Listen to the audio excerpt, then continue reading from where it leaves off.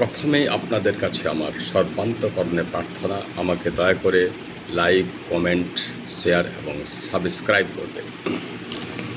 স্বামী বিবেকানন্দ আমেরিকার মহাধর্ম সম্মেলনে বলেছিলেন যে আমি চ্যালেঞ্জ দিয়ে বলতে পারি, কোনো সংস্কৃতের কোনো সাহিত্যে, কোনো দর্শনে, কোনো ধর্মশাস্ত্রে এমন কথা কোথাও লেখা নেই যে সনাতন ধর্ম বা হিন্দু ধর্ম শুধুমাত্র হিন্দুদেরকে রক্ষা করে, অন্য কোনো সম্প্রদায়কে রক্ষা করে না। এ কথা কোথাও লেখা নাই, আমি চ্যালেঞ্জ দিয়ে বলতে পারি।